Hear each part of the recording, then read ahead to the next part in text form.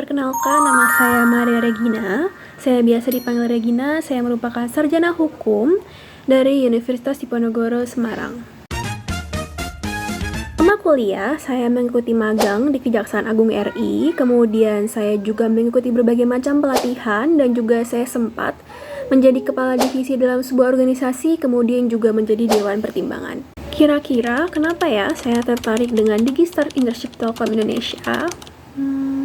Yang pertama, tentunya saya sangat tertarik untuk bagaimana sih bekerja secara langsung di perusahaan telekomunikasi terbesar di Indonesia, seperti Telkom Indonesia. Kemudian yang kedua, saya juga ingin tahu nih bagaimana sih pengelolaan administrasi di perusahaan berskala nasional seperti PT Telkom Indonesia.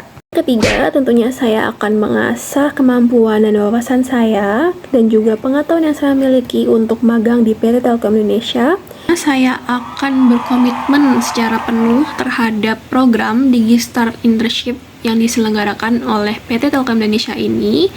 Dengan cara saya akan berdisiplin, bertanggung jawab, dan tentunya saya akan beradaptasi dengan budaya PT Telkom Indonesia. Saya akan berkontribusi secara maksimal dan juga saya pastinya akan mengikuti arahan mentor dengan baik.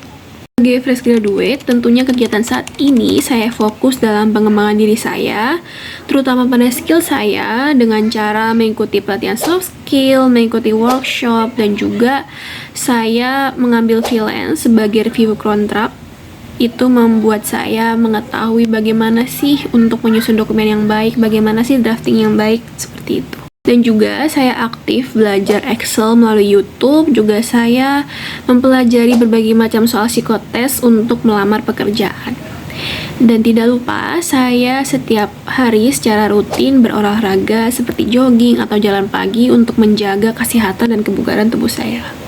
Baik, di sini saya akan menjelaskan apa sih cerita atau pengalaman menarik yang pernah saya lewati. Menurut saya menarik sekaligus menantang, yaitu pada saat saya berhasil mengerjakan skripsi saya, karena dari awal perjalanannya itu sungguh panjang dan penuh lika-liku juga. Pertama, pada saat pengajuan judul skripsi, saya butuh 3 kali percobaan sampai para dosen pembimbing saya itu berhasil ACC untuk judul skripsi saya.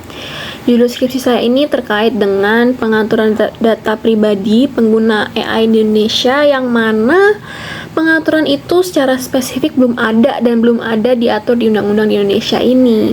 Jadi saya di sana fungsinya apa sih? Saya itu harus mengkaji, merumuskan apa sih peraturan yang cocok untuk Indonesia dan bagaimana pasal-pasalnya nantinya yang akan menjadi substansi dari peraturan tersebut. Lalu apa saja sih kendalanya? Mungkin cukup banyak. Yang pertama itu dari dosen pembimbing. Dosen pembimbing saya ini sibuk, jadi saya harus sabar, harus sering follow up.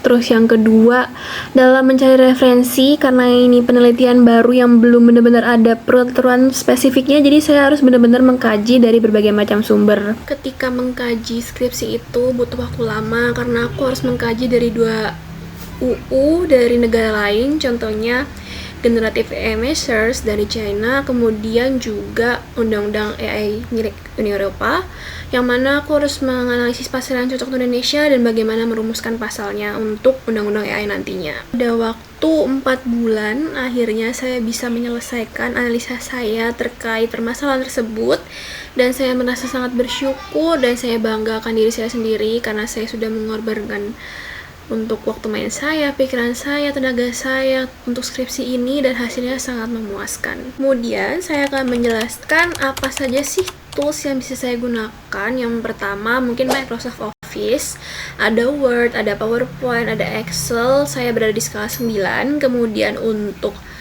Canva untuk pengeditan PowerPoint dan sebagainya, saya di skala 9 juga. Kemudian untuk content creator seperti CapCut, saya juga berada di skala 9. Dan juga untuk Google seperti Google Drive, Google Spreadsheet, dan sebagainya, saya berada di skala ke-9. Cukup sekian yang bisa saya jelaskan mengenai profil saya, pengalaman saya, tools yang bisa saya gunakan apa saja, kemudian cerita menarik dan menantang yang saya miliki. Saya berterima kasih dan sampai jumpa.